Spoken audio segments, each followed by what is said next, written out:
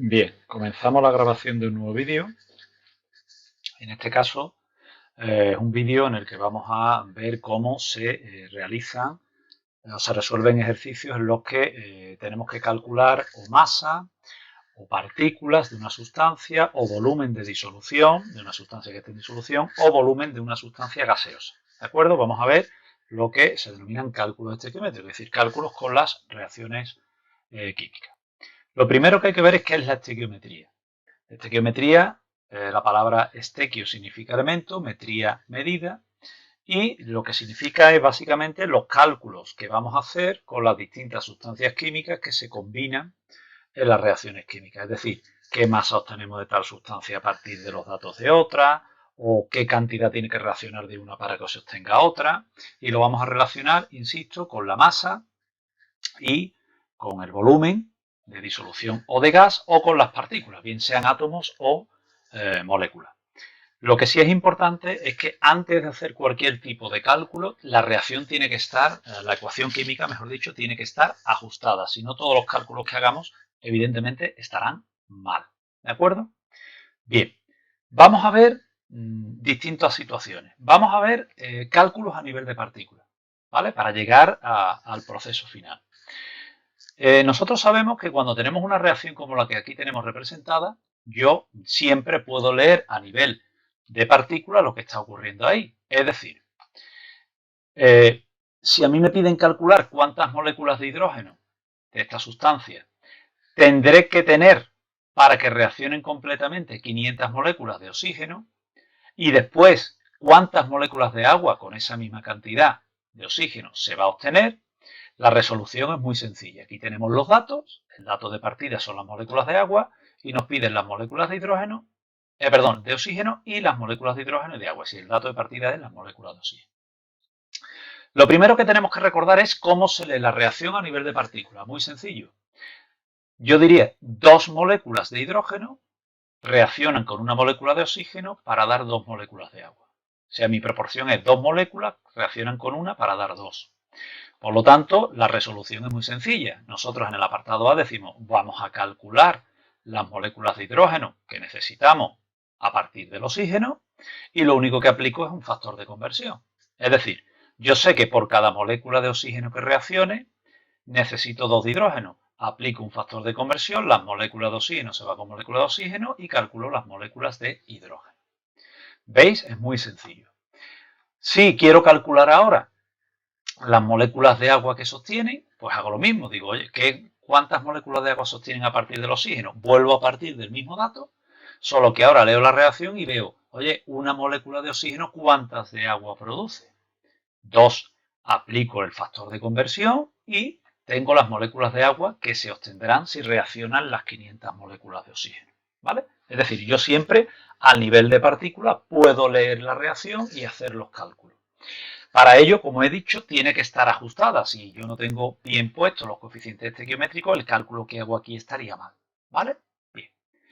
Eso es si el cálculo lo quiero hacer a nivel de partículas. Ahora bien, también lo puedo hacer aplicando la ley de Gay-Lussac. Recordemos, si yo tengo reacciones químicas como esta de aquí, que está representada por esta ecuación, en el que todas las sustancias que intervienen son gases y están medidas en las mismas condiciones de presión y temperatura, según Gay-Lussac, yo puedo leer la reacción no solamente a nivel de partículas como lo hemos hecho, sino a nivel de volumen. Yo puedo decir, aquí tengo los datos, puedo decir que 2 litros de hidrógeno reaccionan con 1 litro de oxígeno para dar 2 litros de agua. Pero ojo, esta aplicación de la ley de Gay-Lussac solamente la puedo hacer si tanto las sustancias que reaccionan como los productos son gaseosos y todos están medidos en las mismas condiciones de presión y temperatura. Si no, tengo que leerlo forzosamente a nivel de partículas. ¿Vale? Entonces, si se dan las condiciones, pues yo hago el mismo procedimiento. Parto de los litros de hidrógeno. Aquí. Yo quiero saber cuántos litros de oxígeno necesito. Pues nada, aplico la relación, me fijo y digo, cada 2 litros de hidrógeno que reaccionan, necesito 1 de oxígeno. Aquí está puesto. Parte de los litros de hidrógeno, los litros de hidrógeno abajo y hago el cálculo y se acabó. Es muy fácil. ¿Vale? Y la cantidad de agua en volumen gaseoso que sostiene. Bueno, pues vuelvo a partir de vamos a calcular los litros necesarios para que sostienen cuando reaccionan los 1000 litros de hidrógeno. Veo que por cada 2 litros que reaccionan se obtienen 2 a 2. Es decir, realmente si reaccionan 1000 voy a obtener 1000. Como veis, es muy sencillo. Pero claro, todo esto es si la reacción química intervienen gases como reactivos y productos y están medidos en las mismas condiciones. Si no, no lo puedo leer a nivel de volumen. Lo tengo que leer a nivel de partículas. Pero claro, ¿qué problema tenemos? Pues que en los laboratorios no tenemos pinzas para coger partículas. O sea, yo no puedo coger 1000 moléculas de hidrógeno o 500 moléculas de oxígeno, como he citado antes. ¿Por qué? Pues porque no tengo pinzas para coger moléculas. Entonces, ¿qué debo de hacer? Pues lo que tengo que utilizar son balanzas que me miden masas o pipetas que me permiten coger volúmenes de disoluciones o de sustancias líquidas, ¿de acuerdo? Y a partir de eso poder hacer los cálculos. Pero claro, necesito algo que me relacione la masa y los volúmenes de disolución, etcétera, con las partículas. Y eso, ya lo hemos visto en un vídeo previo, la respuesta me la da el mol. ¿De acuerdo? Es decir, yo voy a poder leer la reacción a nivel de moles, al igual que lo he leído a nivel de partículas, o lo he leído a nivel de volumen gaseoso, si todas las sustancias están en las mismas condiciones, presión y temperatura, todas son gases. Vamos a ver por qué puedo hacerlo. Fijaros. Vuelvo a la misma reacción que tenía, ¿de acuerdo? Y recordar que esto se leía así. 2 moléculas de hidrógeno, aquí está el coeficiente, reacciona con una de oxígeno para dar 2 de agua. Pero si en lugar de tener una molécula de agua, como he puesto aquí, perdón, de oxígeno, tengo 10, como reacciona con el doble de hidrógeno, necesitaré 20 moléculas de hidrógeno. Yo he puesto 2 por 10, por lo que veréis ahora.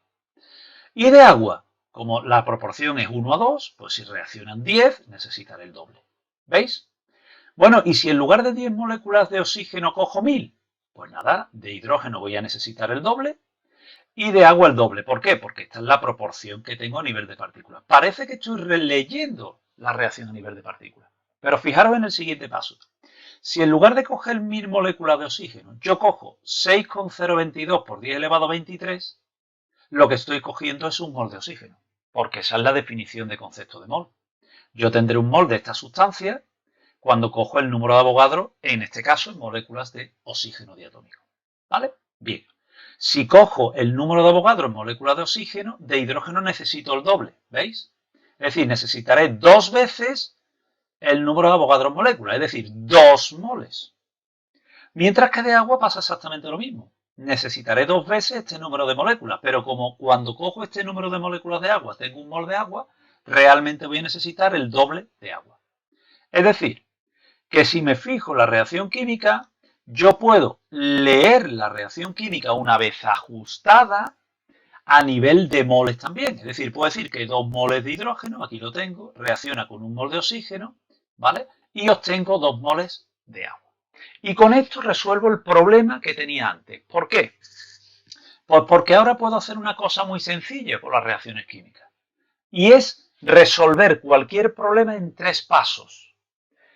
El primer paso siempre va a ser, lo vamos a ver en ejercicios ahora, es el dato de partida. Es decir, la masa del reactivo del producto que me dan. El volumen del gaseoso de esa sustancia reactiva o producto que tengo como dato de partida. El volumen de la disolución, si es una disolución. Las moléculas o los átomos que tengo de esa sustancia, según sea un compuesto covalente o un elemento químico. El dato de partida, que repito, me pueden dar las partículas de la sustancia, la masa de la sustancia, el volumen de gas de la sustancia o el volumen de disolución de esa sustancia si está en disolución, tengo que pasarlo a moles. Es decir, tengo que hacer esto. Los átomos los tengo que pasar a moles. ¿Cómo? Aplicando el concepto de mol. Ya lo hemos visto en los cálculos con moles. Yo para pasar de átomos o moléculas a moles aplico el concepto de mol.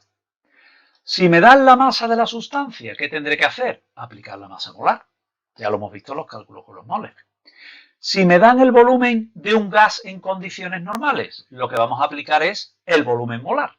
Un mol de gas ocupará 22,4 litros. Y Si me dan volumen de disolución, aplicaré la molaridad. ¿De acuerdo? Recordemos que si me dicen que una sustancia está en disolución y su concentración es 5 molar, me están diciendo que por cada litro de disolución de esa sustancia tengo 5 molar. ¿Vale? El dato de partida lo paso a moles. La segunda parte lo veremos mucho más fácil en los ejercicios. Establezco la relación estequiométrica entre las dos sustancias. Es decir, me fijo en la reacción química ajustada, la ecuación, ¿vale? Y veo cuántos moles de la sustancia de partida tengo en la ecuación y con cuántos moles reacciona de la otra sustancia o se obtienen o son necesarios de la otra. La proporción en moles. Y con eso calculo los moles de la sustancia que me está pidiendo el ejercicio. Y al final, ¿qué hago? Como normalmente la sustancia que me están pidiendo no me piden los moles, sino me piden qué masa, qué partículas, qué volumen de gas o qué volumen de disolución tendré o necesitaré, lo que tengo ahora es que deshacer el cambio. Es decir, ahora tengo que pasar de moles a o bien a átomos o moléculas, es decir, aplicando el concepto de mol, o aplicamos la masa molar si quiero saber la masa de esa sustancia final, o aplicamos volumen molar de un gas para saber qué volumen de gas tengo en condiciones normales o aplicamos la molaridad para saber qué volumen de disolución voy a obtener o voy a necesitar de esa sustancia. Es decir, el problema se resuelve en 3 pasos. Y ahora vamos a ver ejercicios resueltos para que entendáis perfectamente qué es lo que quiero decir con esto. Y se resuelve muy fácil, ¿vale? Bien, vamos a empezar por el primer ejercicio. Fijaros. Dice ahí, observa el siguiente proceso químico. Ya está ajustado, ¿vale? No vamos a perder el tiempo ajustando. ¿De acuerdo? 2 moles de cloruro de hidrógeno reacciona con 2 moles de sodio para dar 2 moles de cloruro de sodio y 1 mol de hidrógeno. Ojo, aunque el cloruro de hidrógeno esté en disolución, lo que reaccionan son los moles de cloruro de hidrógeno. Por lo tanto, esto es ácido clorhídrico porque es cloruro de hidrógeno en disolución, pero lo que reacciona es el cloruro de hidrógeno, no el agua en el que está disuelto. ¿Vale? Por eso he dicho 2 moles de cloruro de hidrógeno. Bien, dato de partida. Me da igual de quién me lo den, en este caso el sodio, y cómo me lo den. Si me dan gramos, gramos, si me dan átomos de sodio, si me dan...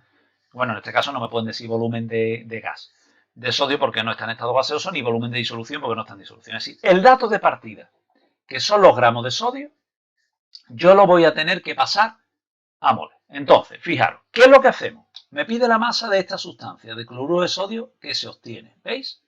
Partiendo del sodio, es decir, yo parto de aquí y quiero llegar aquí y parto de un dato de masa y me piden masa. No os preocupéis. Vamos a empezar. ¿Dato de partida cuál es? Los 50 gramos de sodio. Aquí contamos, como siempre, en una pequeña línea diciendo lo que vamos a hacer. Oye, vamos a calcular la masa de cloruro de sodio obtenida cuando reacciona 50 gramos de sodio. Entonces, fijaros. Yo parto del dato inicial, 50 gramos de sodio. Y lo que hemos dicho antes, mi primer paso es pasar la masa de sodio a moles. Para eso, ¿qué hacemos? Ya lo hemos visto en el cálculo con moles. Aplicar la masa molar de la sustancia química. Eso es lo que he llamado yo antes primer paso. Esto no es necesario ponerlo. Yo siempre lo pongo para que tengáis claro, digamos, el proceso. Hay un primer paso, el dato de partida, pasarlo a moles. Si me han dado la masa, aplico la masa molar. ¿De acuerdo? Ahora aplico el segundo paso y digo, vale, si yo hago esta cuenta tengo los moles de sodio. Y ahora me vengo a la reacción y digo, oye, si reaccionan 2 moles de sodio, ¿cuántos moles de cloruro de sodio se obtienen? 2 también. A ese cambio le llamamos relación estequiométrica. Establecemos la relación entre la sustancia de partida que me han dado y la que quiero calcular. ¿Quién me da esa relación? Los moles. ¿Dónde los miro? El del ajuste estequiométrico de la reacción. Si yo hago este cálculo, ¿vale? Tendría los moles de cloruro de sodio que se obtendrían, pero a mí no me piden los moles de cloruro de sodio, me piden la masa de cloruro de sodio. Entonces tengo que pasar los moles de cloruro de sodio a masa. ¿Cómo paso de moles a masa o de masa a moles? Volviendo a aplicar la masa molar. ¿De quién ahora? Del cloruro de sodio. Pero fijaros que la explicación es la misma. Yo siempre digo, aplicamos masa molar de la sustancia química y da igual que sea el sodio en este caso o el cloruro de sodio. Cuando yo hago esta multiplicación de los 50 gramos con los factores, al final lo que estoy calculando son los gramos de cloruro de sodio. ¿Qué gramos de cloruro de sodio? Los que se obtienen cuando reaccionan los 50 gramos de sodio. ¿De acuerdo? Y al final lo que hacemos es responder a la pregunta. Repito, Aquí me voy a parar más. Dato de partida. Me da igual si está en los reactivos o en los productos. Me da igual si lo que me piden es el otro reactivo o producto. El dato de partida lo paso a moles. Si me dan masa, aplico masa molar. Segundo paso, relación estequiométrica entre la sustancia que me dan y la que me piden. Para eso, evidentemente, la reacción tiene que estar bien ajustada. Si esto no está ajustado, estos cálculos que este segundo factor estaría mal. ¿De acuerdo? Y al final digo, bueno, los moles de la sustancia que me piden, ¿qué tengo que hacer ahora? Pasarlo a lo que me piden. Si me piden masa de cloruro de sodio, pues lo paso a masa. ¿De acuerdo? Aquí he aplicado dos veces la masa molar, una para el sodio y otra para el cloruro de sodio. Bueno, pues da igual, pues el ejercicio es lo que me ha pedido. Bien, vamos al apartado B. Lo primero que hacemos es contar lo que vamos a hacer. Vamos a calcular las moléculas de hidrógeno obtenidas cuando reaccionan 50 gramos de sodio. ¿De acuerdo? Bien. Partimos, como vemos, de la misma cantidad, por lo tanto, el primer paso es el mismo. Tengo que pasar el dato de partida a moles, que ya lo hemos hecho en el apartado A. Aplicamos masa molar de la sustancia. Ahora establecemos la relación estequiométrica entre el sodio, 2 moles, que reaccionan con lo que se obtiene, 1 mol de hidrógeno, que es lo que me pide. Y una vez que hago ese cálculo, lo que me falta ahora es calcular lo que me piden. ¿Qué me están pidiendo las moléculas de hidrógeno? Pues tengo que pasar los moles de hidrógeno a moléculas. ¿Cómo? Aplicando el concepto de mol. Yo sé que por cada mol de esta sustancia tengo el número de Avogadro en moléculas. ¿De acuerdo? O sea, hemos visto que hemos aplicado los 3 pasos que he comentado antes, solo que ahora en el último paso lo que hemos aplicado es el concepto de mol, porque los moles lo hemos pasado a moléculas. Hacemos el cálculo, yo lo he dejado expresado en función del número de Avogadro, pero bueno, se puede multiplicar por 6,022 por 10 a la 23, para eso me lo da el ejercicio y se calcula y es. Y respondemos a lo que se pregunta siempre. Cuando reaccionan completamente, en este caso, se obtienen estas moléculas de hidrógeno. ¿De acuerdo? Bien. Un segundo ejercicio. Ahora me dan el dato, en lugar de la masa, me dan el dato de las partículas. ¿Vale? Bueno, pues en esta nueva reacción, en la que tengo el zinc, reacciona con cloruro de hidrógeno para dar dicloruro de zinc, etcétera, la tengo ajustada, como podéis ver, con los coeficientes. El único que tiene un coeficiente diferente es este, el cloruro de hidrógeno, y me dan como dato de partida las moléculas de hidrógeno. Y me preguntan por el cloruro de hidrógeno y me preguntan por los átomos de zinc. Bueno, como siempre, apartado A, cuento lo que voy a hacer. Voy a calcular la masa de cloruro de hidrógeno que reacciona. Por ejemplo, puedo decir a partir de que reacciona para que se produzcan esas moléculas de hidrógeno, es decir, contar, oye, voy a hacer esto. Y ahora, como siempre, parto del dato de partida. ¿Cuál es? 5 por 10 elevado a 24 moléculas de hidrógeno. Aquí está. Y tengo que pasar las moléculas de hidrógeno a moles. ¿Para eso qué hago? Aplico el concepto de mol. ¿De acuerdo? Un mol equivale al número de Avogadro en moléculas. En este caso, si os fijáis, a diferencia del ejercicio anterior, el número de Avogadro está abajo. Bueno, da igual, porque es que vengo de las moléculas. Tengo que poner las moléculas abajo y el mol arriba, pero estoy aplicando el concepto de mol. Ahora relaciono el hidrógeno con lo que me pide, el cloruro de hidrógeno. Y veo aquí que por cada mol de hidrógeno que se obtiene, han reaccionado 2 de cloruro de hidrógeno. Pues establezco la relación estequiométrica, que es mi segundo paso. Que insisto, no hay que poner primero y segundo, es para que vosotros organicéis el proceso. Mi primer paso, ¿qué tengo que hacer? Mi segundo paso, ¿qué tengo que hacer? Esto no sería necesario. Explicar lo que se hace, sí, ¿vale? Y por último, tengo que pasar los moles de cloruro de hidrógeno a masa. ¿Cómo? De moles a masa, masa molar. Ya hemos visto un vídeo previo de cálculos con moles y sabemos cómo hacerlo. Cómo pasar de masa a moles, de moles a partículas, etc. Pues aplico masa molar. Resuelvo. Hago las multiplicaciones y me sale que cuando se obtienen 5 por 10 elevado a 24 moléculas de hidrógeno, es necesario que reaccione esta masa de cloruro de hidrógeno. ¿De acuerdo? Como veis, muy fácil. Ahora, ¿me piden los átomos de zinc? Pues vamos al apartado B. Vamos a decir lo que vamos a hacer. Aquí está. Vamos a calcular los átomos de zinc que reaccionan para que se forme esto. Parto del mismo dato de partida, por lo tanto, el primer paso es el mismo. Lo copio directamente porque vuelvo a hacer lo mismo. Y ahora establezco la relación estequiométrica del hidrógeno con el zinc. Me fijo aquí, 1 mol de hidrógeno, 1 mol de zinc. Y aquí tengo la relación. Siempre fijaros que establecemos relación estequiométrica. No tengo que decir entre el hidrógeno y el zinc. Yo establezco la relación estequiométrica. Una frase genérica. Y ahora me piden los átomos de zinc. ¿Qué voy a hacer? Pues nada, volver a aplicar el concepto de mol. Yo sé que un mol de zinc contiene el número de Avogadro en moléculas. En átomos, perdón. Estoy hablando de un elemento, en átomos de zinc. Ventaja que tienen los factores, aquí se ve muy claramente. que como estoy multiplicando y dividiendo por 6,023, pues este dato se va, 6,02 por 0,22 por 10 elevado a 23 se va, y realmente como aquí no estoy multiplicando ni dividiendo por ningún número diferente de 1, pues me sale el mismo resultado. Es decir, no tengo ni que usar la calculadora. Eso es una ventaja de usar los factores de conversión. Y al final, pues respondemos a lo que nos pregunta el ejercicio. ¿De acuerdo? Como veis, muy fácil. Dato de partida moles, relación estequiométrica y los moles de la sustancia que me están pidiendo calcular, lo paso a lo que me piden. ¿Qué es molécula? El concepto de mol. ¿Qué es masa? Masa molar. ¿De acuerdo? Bien. Vamos a ver un último ejercicio en el que nos piden también volumen de gas y volumen de disolución. Es decir, para que veáis cómo se aplica el volumen molar, el volumen en condiciones normales de un gas, y cómo se aplica el volumen, la molaridad en una disolución. Partimos de 50 gramos de nitrato de cobre. Aquí está la reacción, como veis, ajustada, que es lo primero que hay que hacer, es lo más importante. Partimos de este dato y nos piden los átomos de cobre. Pues venga, vamos a calcular los átomos de cobre en esta cantidad. 50 gramos, no lo he dicho, pero en todos los ejercicios pues siempre me darán los datos de las masas atómicas, moleculares o fórmulas que correspondan a la sustancia, ¿vale?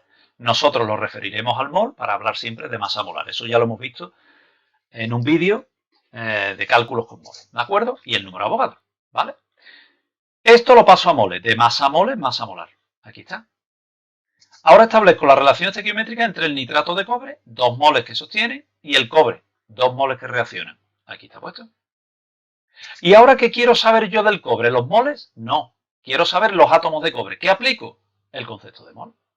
Un mol de cobre contiene el número de Avogadro en átomos de cobre.